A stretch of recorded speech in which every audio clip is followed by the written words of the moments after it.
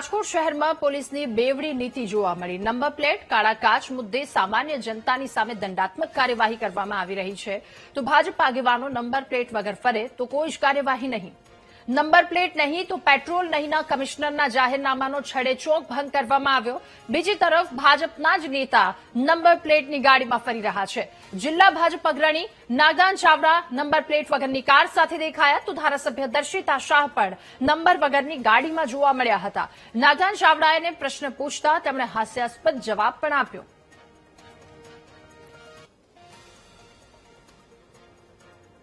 Number plate છે અને કાળા કાચ પણ ટૂંકમાં કાઢેલા છે, ઓલી જે ઝીરોમાં હોય એ કાચ છે। અને બીજા નંબરમાં કે અમે કોઈ એવા કાયદો તોડવા માંગતા જ નથી, અમને દંડ કરશે તો અમે પણ દંડ ભરશું એમ। ના ના નંબર પ્લેટ છે જ, કાઢી લઈ આવું। તો નંબર પ્લેટ નહીં તો ઈંધણ નહીંના જાહેરનામા અંગે ટ્રાફિક ડીસીપીની સ્પષ્ટતા। ટ્રાફિક ડીસીપી હરપાલસિંહ જાડેજાએ આ વાત કબૂલી છે।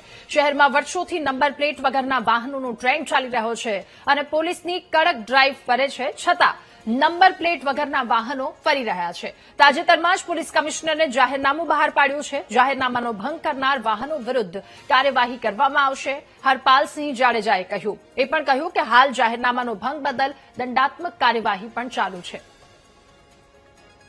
તો જાહેરનામાનો ભંગ કરનાર વાહન ચાલકો વિરુદ્ધ કાર્યવાહી કરવામાં આવશે, તેમને દંડાત્મક તેમના વિરુદ્ધ કાર્યવાહી કરવામાં આવશે।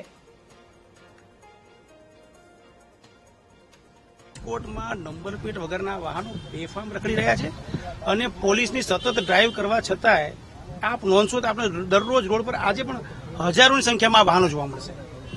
તો એ વાહનો હવે પોલીસની નજરમાં ચડે એના માટે જેટલા થઈ શકેલા રસ્તા કરવા પડે અને એના માટે મહેરબાન પોલીસ સાહેબના ધ્યાને પ્રશ્ન મૂકવામાં આવ્યો હતો કે વાહનો ખૂબ રખડી રહ્યા છે, પોલીસ સતત કામગીરી કરે છતાં પણ અસંખ્ય સંખ્યામાં આ વાહનો રખડી રહ્યા છે। ત્યારે એ વાહનોની ઓળખાણ બને અથવા એમની પર થોડું પ્રેશર આવે કે જેથી નંબર પ્લેટ લગાવે, એના માટે આપણે જાહેરનામું કરાવ્યું કે ભાઈ નંબર પ્લેટ વગરના વાહનને પેટ્રોલ જો નહીં મળે તો એ ઓટોમેટિક નંબર પ્લેટ લગાવવા મજબૂર થશે। એટલે આપણે નજરમાં આવી જશે અને એ એક કાયદાકીય પ્રક્રિયામાં આવી જશે કે ભાઈ નંબર પ્લેટ લગાવવી ફરજનો ભાગ છે।